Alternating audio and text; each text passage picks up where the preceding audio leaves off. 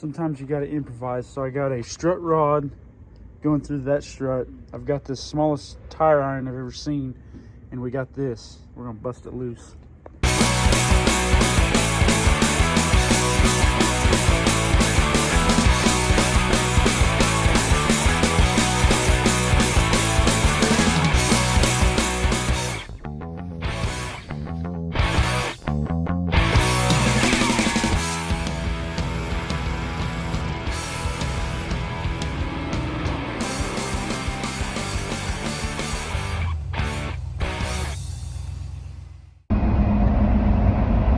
Sorry, Miss Jackson. Ooh, I am for real. And I'm meant to make it on the right. Look out. So, hitting the turnpike, heading down by Norman. And I think I found my donor vehicle. We're going to look at it. It's a 2005 Chevy pickup, Z71 4-wheel drive. It was wrecked, still runs. Transmission supposedly rebuilt at some point, and it's not a bad looking truck. Actually, I really like it. So I got the trailer on. I don't know if you can see back there.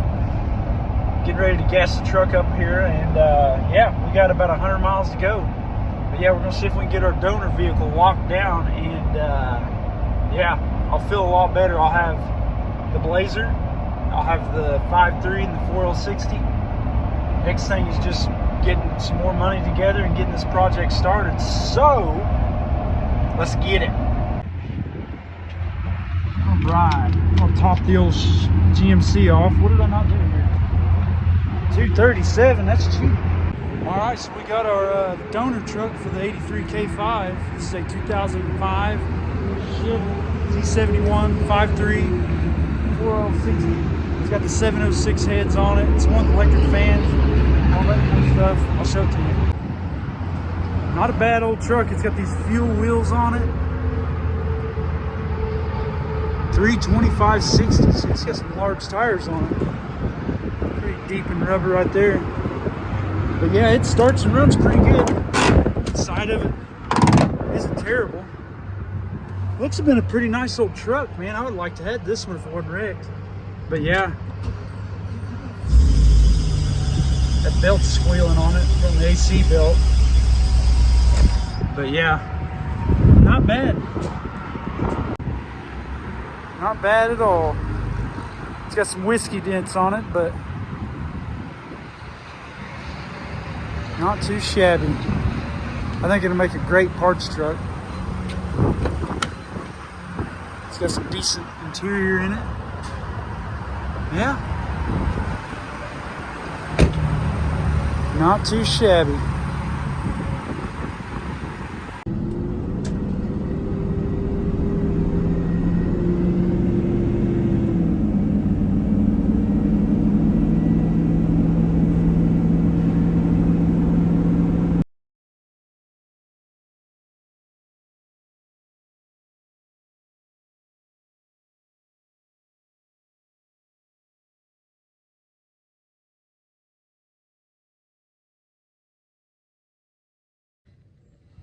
All right, so the first step of parting out a vehicle is you want to take the easiest stuff off that you can recoup some of your investment with. So we're going to start by removing these wheels and tires. Now, these are like 17 or 18 inch fuel wheels with like 305 Nitto tires on. They're still pretty good. So they should fetch a little bit to try to recoup some of our investment. So first thing I'm going to do is get these off, and I think my old Blazer wheels will fit on here, I think, and we're going to have it, at least have those on rollers. So let's take these off.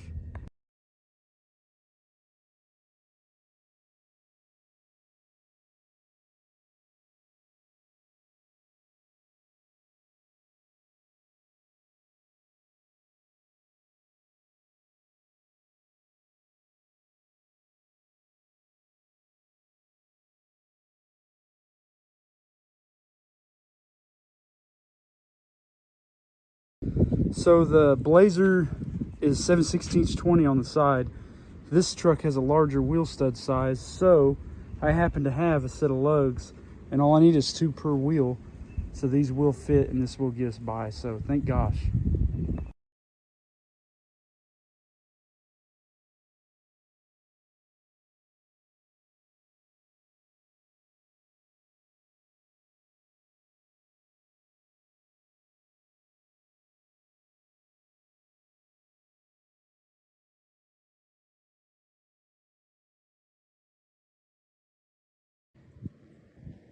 So being that this has driven its last mile, we're gonna pull the brake calipers off because they're interfering with the wheel and tires. So essentially all we need is this thing just to roll.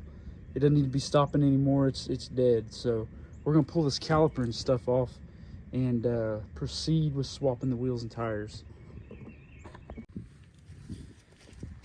All right, so I've removed the brake caliper and the caliper mounting bracket.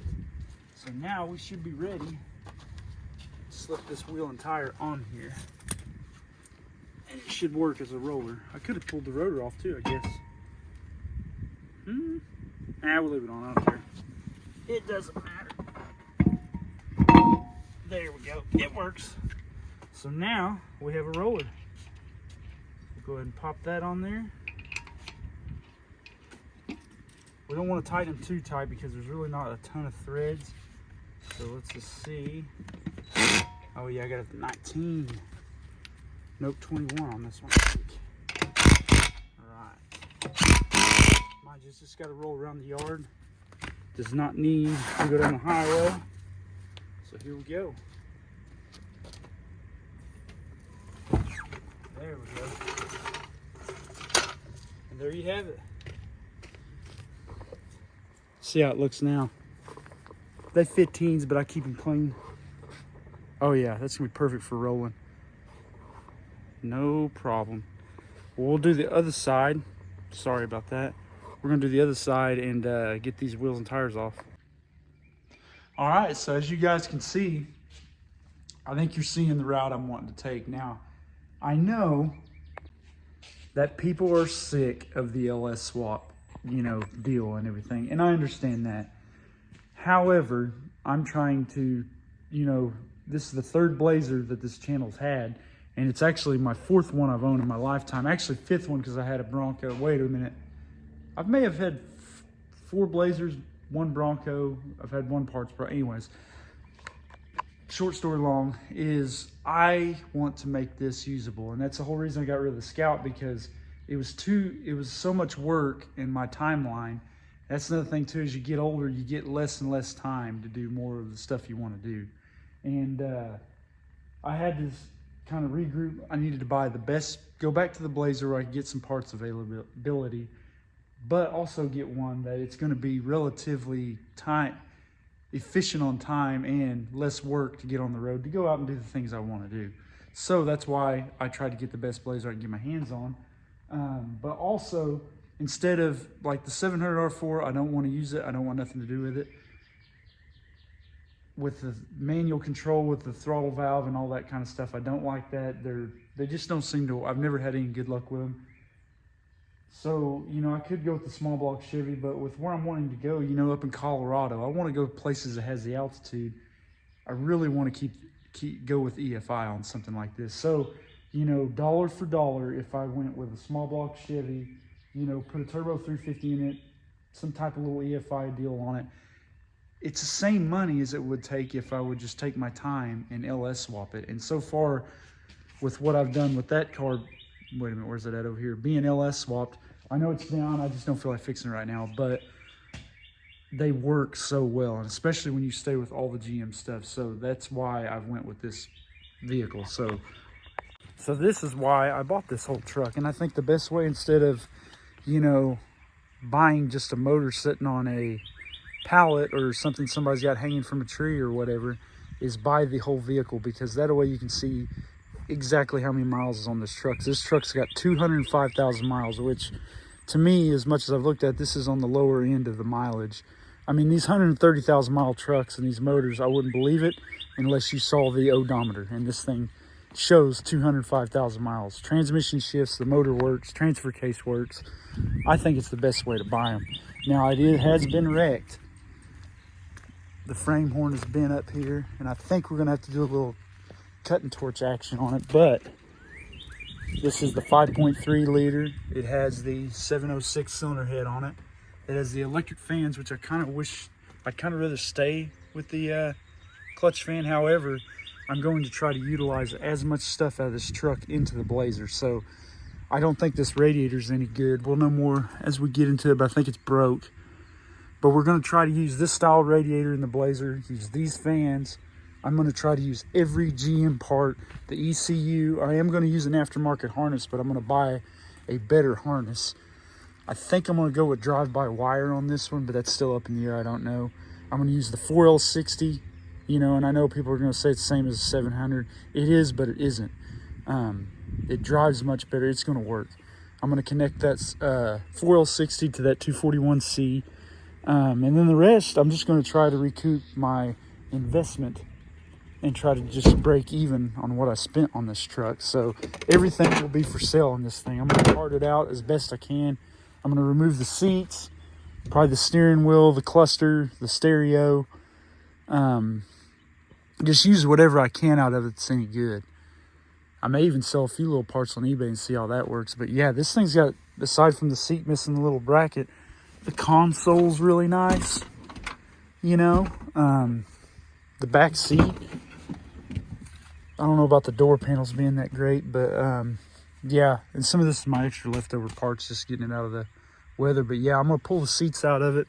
Those will recoup some of the effort. The front differential, the rear axle, the transfer case, you know, I mean, the doors aren't bad. It's got good window glasses, but that stuff, you know, usually doesn't go that well. The only other bummer is this bed. This is kind of like a 5-foot bed or something. But it's kind of rare, and I would imagine it'd fetch good money, but it's got the whiskey dent going on, so I don't know that anybody'd even want the bed. So, but they might, I don't know. I guess if you didn't have a bed and you needed one, that'd be a start for something. But yeah, it's starting tomorrow. So that's going to be the end of this video right now. So if you guys want to subscribe, hit that like button and everything, there will be a part 2. We're going to do some video of just taking this truck apart and actually seeing what we have and everything. So yeah, I'm excited. It's nice to kind of get a direction put together, which way I'm going to go. I'm glad to kind of have that behind me. Now it's getting into picking out what parts I need, what I don't, using everything I can out of this. And we're going to try to build a really good, reliable K5 that I can use kind of as a daily, but it won't be my 100% daily, you know, but something I can go camping with and take my family and, you know, haul my mountain bikes to the trails and do kind of stuff like that, you know. So that's I'm pretty excited about it. So thanks, guys.